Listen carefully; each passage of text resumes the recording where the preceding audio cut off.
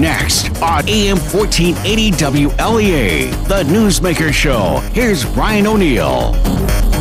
Two guests today. In segment one, State Senator Kathy Young. In segment two, it'll be U.S. Senator Kirsten Gillibrand. I want to thank Senator Kathy Young for joining us. Thank you, Brian. It's great to be with you. Senator, lots of questions for you here in this segment. Starting off, you issued a statement the other day about violence increasing against prison workers and corrections officers in state prisons. Correct. You know, I recently went to tour two facilities that are either in my district or close to it, and that's Collins and Gwanda Correctional.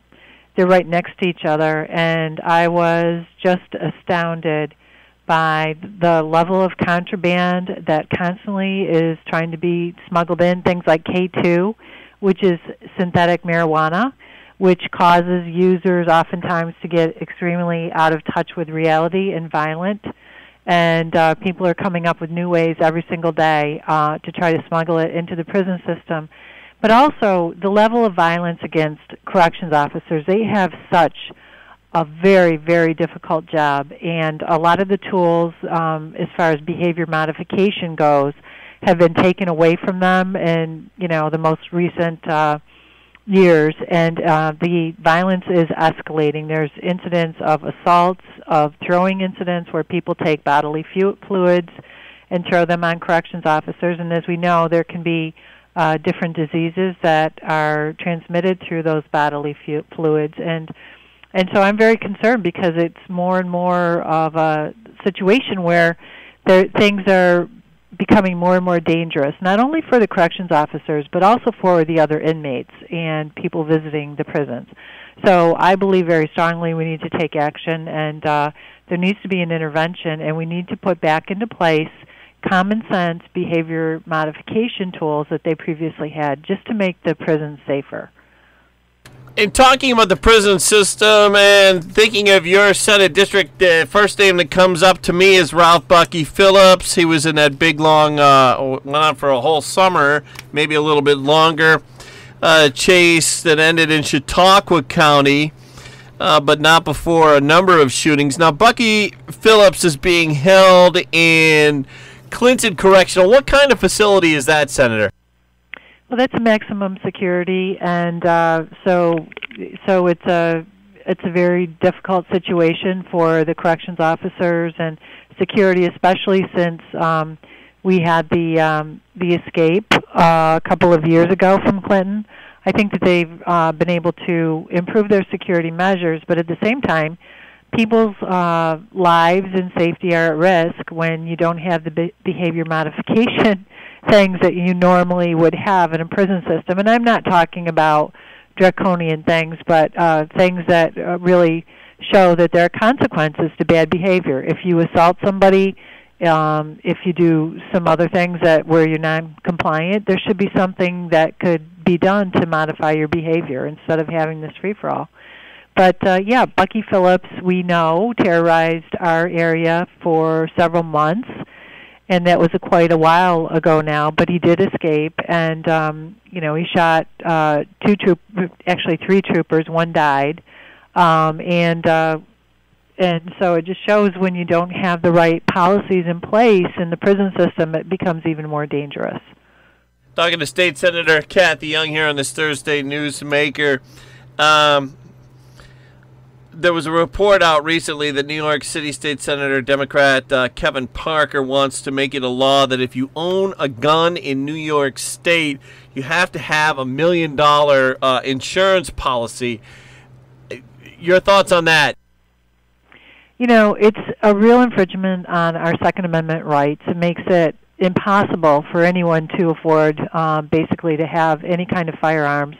And it's just plain wrong, but this is the type of attitude that we see coming out of New York City, where people are out of touch. They don't understand the Constitution. They don't understand that there are so many lawfully, law-abiding gun owners in New York State. And so we see these kinds of proposals coming out. He has another proposal, basically, that would go in and search people's social media, all of their emails, and anything that they've done online for the last 2 or 3 years. That's wrong on so many levels because, first of all, it violates the First Amendment, freedom of speech. People should be able to have that freedom of speech on social media. If they are supporters of the Second Amendment, they should be able to say that. Obviously, it violates the Second Amendment that deals with the right to bear arms. And then finally, I think it violates the Fourth Amendment, which has to do with privacy. And government intrusion into people's lives to that extent is just plain wrong. Now, we're starting a new session in January, and I've always stood up for the Second Amendment rights of the people in my district and across the state, and that's going to continue. I have a ton of questions, and I'm not going to be able to get them all in this segment. Looking back on this past year, accomplishments, looking ahead at the new year, 2019, any goals, starting out with the accomplishments of 2018? Well, we were able to get a lot of things done, and for example, there was a massive tax hike that was proposed in Governor Cuomo's budget. We were able to block that. The last thing that we need are more taxes in New York State. We need to make New York a more affordable place to live and work and do business. Was able to secure record amounts of funding for my school districts. Lots of road and bridge money came into my Senate district. There were several important pieces of legislation that I was able to advance, and one of the ones that I was disappointed about was the school bus safety stop arm cameras that would basically be a way to stop people from illegally passing school buses. And we've had several incidents in New York State where children were either severely injured or some children in the past have lost their lives, and that's happened across the entire country. So there are a lot of things that we're able to get done. There's things that I'm concerned about coming up in session because now, unfortunately, New York City will be controlling all aspects of state government. And what I mean by that is that the majority in the state Senate now is going to be controlled by New York City politicians, as is the state assembly that's heavily controlled by them also. And we know the governor has his power base in New York City. So it's a very concerning time, and I plan on standing up and being a very strong voice on behalf of upstate New York and my district. Senator Young, I want to ask you a quick education question. The superintendent of the Catholic school systems in New York State say that the Catholic schools don't want a review system where public school officials come into parochial schools to see if the public schools offer a substantially equivalent education. Did you have any thoughts on that? Well, that just came out, but I do understand the Catholic schools' concerns about having this conflict of interest. Obviously, what they feel is that the public schools have an interest in actually putting them out of business. So why would you have local people coming in who are competing with you for students and evaluating your programs? That doesn't seem right to me. If someone is evaluating your programs, they should look at things like student performance, for example, how they do on standardized tests, all those things that are more objective, and that seemed to be a system that has worked in the past. I don't understand this new regulation that the state education department is trying to put into place. And although I'm a big supporter of public education, I do have students in my district who choose, and their parents choose to go to private schools, and I think that should be something that is afforded under New York State. And so, we'll be hearing more about this as we go along, but I don't understand why they think this is a good idea other than, maybe it's a backdoor way to put some schools out of business. Talking to State Senator Kathy Young, down to the last couple of minutes. Senator, was there anything I did not bring up in terms of what you want to cover? Did you want to talk about what the Senate Democrats are going to be doing in 2019 at all? Or I am concerned because I think there are several proposals out there. Obviously, there are many anti-Second Amendment proposals, which we already have some of the strictest gun laws in all of the country, and so we're going to have to be very vigilant on those. But there's there's even more than that. I mean, the last time, that 2-year period in 2009 and 10, when the Senate Republican majority was in the minority, there was untold damage that was done to the state. For example, the New York City politicians who controlled the state government raised taxes by $14 billion. I mean, it's just an astounding figure. And they raised these taxes on everyday New Yorkers who are just struggling to make ends meet, to pay their bills, to be able to afford to live in New York. For example, they increased taxes on utilities by 500%. I mean, it's astounding what they did, and so I'm very concerned about what they may do moving forward. There's a lot of talk among them right now about putting in place single-payer health care, which obviously we need to make sure that people's health needs are taken care of. In New York State, we provide extensive health care services, but they want to force everybody into a New York State government-run program. It would cost at least $139 billion per year to start, and I think that's underestimating the cost. Right now, the entire state budget is about all funds about $160 billion, so it would almost double the tax burden on New Yorkers. I mean, how can we even sustain that? And at the same time, they're talking about very limited health care networks where people would be forced to go for their health care. So now if somebody has, I don't even know how this would work, but, going forward, if they put this in place, but now if somebody has a concern or a disease or a health condition where they need specialized care, for example, oftentimes people in our area may choose to go to Buffalo or Rochester. I'm not sure how limited these healthcare networks would be. And the fact that they would control people's choices, what they're talking about, I think would offer less choices for people. And this is a very, very personal issue. I mean, people's health care is very personal. And, to increase taxes by that much to pay for it is just outrageous. So we'll see what they do. But there were more news stories today about their plans to put in the single-payer health care system. There's a lot of talk about forcing the taxpayers to pay for politicians' campaigns.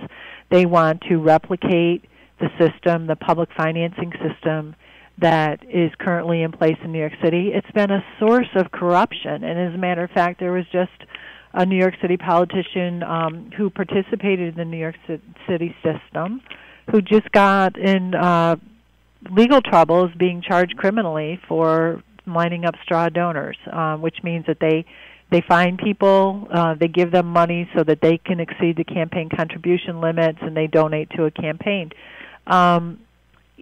But I'll tell you, people don't want their hard-earned tax dollars going to politicians who they don't support, maybe don't support philosophically or whatever, to pay for negative advertising and all the other things. So I'm concerned about that. They want to do things like same-day registration voting, which means that, for example, somebody could go on Election Day and register to vote, and there's not going to be any mechanism to go back to see whether they actually are New York State residents, whether they qualify to vote. There's a lot of talk about giving driver's licenses to people who are in this country illegally. I think that's wrong because it's a backdoor way to allow illegal immigrants the right to vote in New York State. So there are so many things out there. Unfortunately, there are going to be very big battles ahead. I'm going to continue to stand strong and fight and be very vocal about the things that they want to do. And, we're just going to have to stick together and try to block, even though we don't have the numbers anymore, but block through public education a lot of the damage that they want to inflict on the state. And if they raise taxes out of control, they put in the single payer, I think it's a death knell for New York because any businesses that are left are going to want to leave. They're not going to be able to afford to stay here. I just think that so many of these legislators from New York City especially are out of touch. They've never worked, many of them, in other jobs. They don't know how a business works. They don't know how hard it is for taxpayers, especially upstate, to be able to afford to live here. So it's going to be a big battle, but I'm ready for it. So you're saying the things they want to do is publicly finance campaigns, and they being the New York City Democrat legislators who control the legislature now. Campaign finance reform is what they call it, but it's really publicly paid for political campaigns. Same-day voting, driver's licenses for illegal, single-payer health, and more gun control, as we talked about earlier in the segment. That's a lot, Senator Young. And that's just the beginning. So we'll see what they do, but that's just a sampling of what they want to do. And so it's going to be, as I said, very challenging, but we've got to be loud and raise our voices, and I know a lot of people in my district will join me in raising our voices against these things, and we've got to make a lot of noise across the entire state. Do I have time for one more question, even if it's a 30-second answer? Sure. Minimum wage. Will there be any more minimum wage laws? I don't know. I haven't heard that specifically spoken about, so that remains to be seen. I'm not really sure where that will go, but I think that there are a lot of discussions. The New York City people in their conference actually were meeting in Albany today, and so they are still working on coming up with their full agenda, but just some of the things that I mentioned are things that they already have publicly brought up. Senator Young, I kept you way too long. You're a very busy person. I want to thank you for the time that you gave us in this segment, and guessing I won't be able to talk to you before Christmas. Have a great one. Same to you and to all of your listeners. Thanks, Brian. Thank you so much, Senator. Thank you. Back with U.S. Senator Kirsten Gillibrand after this.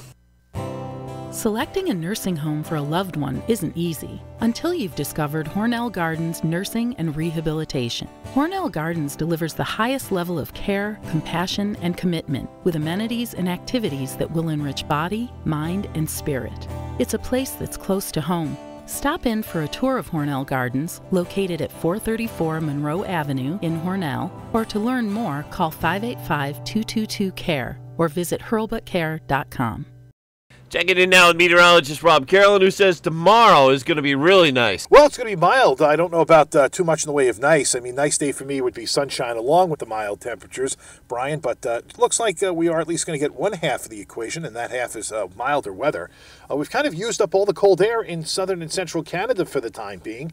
With it only being December, yeah, they'll get a chance to recharge it, but for the time being, there's not really bitter cold air to head our way, so we get a chance to kind of catch our breath and actually see temperatures go above normal for a change. A lot of cloudiness out there. There's going to be a passing flurry in a couple of spots. Temperatures today, they'll be about 40 to 45. The overcast may thin a bit this afternoon. We're partly to mostly cloudy into tonight, 30 to 35. Lots of clouds tomorrow. Definitely turns warmer. Temperatures up to about 45 to 50 through tomorrow afternoon. Tomorrow night we'll have clouds with 30 to 35. And more clouds than sunshine on Saturday, but still mild, 40 to 45. Brian, this morning the sun came up at 7:31. It'll set tonight at 4:38. Now in segment 2, U.S. Senator Kirsten Gillibrand. It's a press call from the other day. I didn't mean to falsely advertise. It's not the senator with just me asking her questions, but it's a lot of reporters asking the senator questions, and it's a pretty interesting little press call. Senator Gillibrand talks about two topics here. Later in the segment, she'll talk about the Farm Bill. She starts out talking about her food safety legislation, which she got passed years ago, which she says has never been implemented as far as enforcing the rules at the FDA level. And let's get going. This is a press call from Tuesday with Senator Gillibrand. Thank you all for joining me. When New Yorkers buy groceries, we shouldn't have to worry about whether the food we're buying is going to make us sick. That's why we've already had a system in place that when food is contaminated with bacteria like Salmonella or Listeria, the Food and Drug Administration, the FDA, recalls that particular food from stores, and our grocery stores get it off of their shelves as fast as possible. That's how we prevent people from buying tainted food that already has been recalled. But what happens if you already bought that groceries, and then one of the food items that you bought gets recalled? You might have something stored in your freezer or pantry for weeks or even months and have no idea that it was recalled after you bought it, at no fault of your own. This can be extremely dangerous for a family if they don't know that the food in their house is no longer safe to eat. So we need to make sure that when the FDA announces a recall, people actually know about it, especially if they've already brought the product and taken it home. The good news is that there's already a law in the books telling the FDA to fix this very problem. It's actually a law that I wrote and fought to pass years ago that requires our supermarkets and grocery stores to do a much better job of telling people when the food they bought has since been recalled. Unfortunately, years have gone by, and the FDA still has done nothing to implement this law. And meanwhile, food recalls happen nearly every day, and people continue to get sick because they had no idea that the food they bought was recalled. This is unacceptable. The administration needs to stop making excuses and fix this problem now. So today I'm calling on the FDA to put out guidelines for our supermarkets and grocery stores once and for all, and to start enforcing this law immediately. They need to give clear guidelines to supermarkets and grocery stores about the best way to let people know that something they bought was recalled after they bought it. Many shoppers use rewards cards to get discounts when they buy their groceries. And when you use one of those cards, the supermarket knows what you bought from them and when you bought it. That means they also know if you bought food and took it home before it was recalled. Supermarkets and grocery stores should use that information to directly contact anyone who bought food from them that was recalled. That is what the law says. It's one of the best and fastest ways to tell people about food recalls and keep them safe from potential food poisoning. Thankfully, some of our supermarkets in New York are already doing this on their own, but many of them aren't, because the FDA has failed to do its job to implement a law that Congress passed years ago. The administration needs to take food safety seriously, and I'm going to keep fighting to make sure that New Yorkers and people all across the country can have food and could have the food that they know is safe. Thank you, and now I'm happy to take your question. Terry Frank in Jamestown. Hi, Terry. Hi, I was wondering if you had a list or your staff had a list of the supermarkets that are doing this now. Yes, so already in our state, the ones that already do this notification are Wegmans, ShopRite, Price Chopper, and Costco already meet these requirements. And so these regulations would bring other stores up to the same standard. Would it be a phone call, or would it be some kind of like an email or a text that the shopper would get if they have bought one of these products? It would be all of those things, whatever that particular grocery store has available to it. Worst case, they post it at the grocery store where you bought it, or put it on your receipt, because your receipt, they digitally know what you bought in the past at most stores. Do we have any other on-topic questions? Brian O'Neill, Wlea. Hi, Brian. Hi, Senator. Do you think that grocery stores not following this kind of thing, or the FDA not following up, has anything to do with the deregulation we've seen from President Trump? It's unfortunately more than that, because this bill passed in 2010. So we still haven't implemented it, and it's been passed for 8 years. So it's more than just the Trump administration, but because of all the foodborne illnesses we continue to see, because of how many people have gotten sick, the numbers are daunting. The CDC estimates 3 million New Yorkers suffer from a foodborne illness each year. Nationally, foodborne illnesses affect 48 million Americans. 48 million get sick. 128,000 are hospitalized, and 3,000 die every year. So it's a huge crisis, and we've watched the television when we hear about food recalls, and it stresses us all out. So it's important that we get timely notification where we bought it in case we didn't see the news. Thank you. I'm going to give you 4 of the most recent food recalls, so you have a sense of what this covers. Goldfish crackers were recalled. How many moms buy goldfish for their kids, and how long do those goldfish sit in their cupboards? It could be months and months. That had salmonella. Kellogg's Honey Snack cereal, again, a kid food, salmonella. Panera Bread cream cheese, you might put that in your fridge and keep it for a month. Pet food, dangerous levels of vitamin E. I mean, honestly, these are the kinds of things that would be devastating to a family if somebody ate them. Any other on topics? Okay, we can move on to, I think we have time for just 1 or 2 off-topic questions. Yes. This is Abe Kenmore from the Watertown Daily Times. Hi, Ed. Hi, Senator. I know you were on the Ag Committee, and we finally got the public release of the Farm Bill yesterday. Finally, yes, very exciting. I was wondering if you could comment on that, and specifically the MPP program, and what you think of the agreement that was reached on that. So I'm really happy with what's in the Farm Bill. Almost everything that we fought for got included, which is fabulous. First of all, it protects SNAP program and rejects the House work requirements that would have made a massive paperwork nightmare for a lot of families and the benefit cuts they had. Second, it improves the dairy insurance program by increasing coverage and lowering premiums, and specifically, it repays the premiums the farmers paid to the margin protection program between 2014 and 2017 at either 50% of direct refund or 75% as credit to your next premium payment. So you can choose effective immediately. So you can either take the 50% in cash or you get the 75% credit for next year's premium, and I think that's what most of our farmers will do. Dairy data, it requires the USDA to harmonize dairy farm reports to better document the status of dairy farm size, concentration, and consolidation. They have 60 days to do that, which will help. There's barley data, which is going to help our brewers. Aquaculture insurance, which is going to help a lot of our fish farmers, the people who raise fish, which is really exciting. And it bans dog and cat slaughter, which I think is really important. And then there was a couple more things. There was also more money put into rural development, which will help our economy grow and help create jobs. And I'm just going to try to get to specifics on that. I don't see it in here, Brooke. Let me just check to see if there's anything. Well, there's extra money for rural development, which only helps our economy. Okay, everyone, we have time for one more off-topic question. Does anyone else have an off-topic question? Senator Gillibrand, this is Ian Pickus from WAMC. I was wondering, after this morning's meeting with the legislative leaders and President Trump, what you think the likelihood of a government shutdown is right now?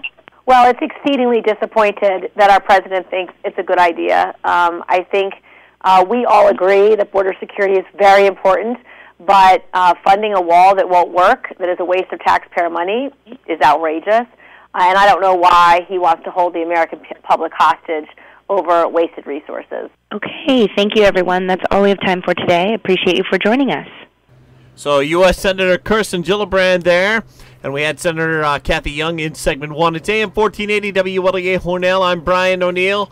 Thanks for listening. Brian Kilmeade is next.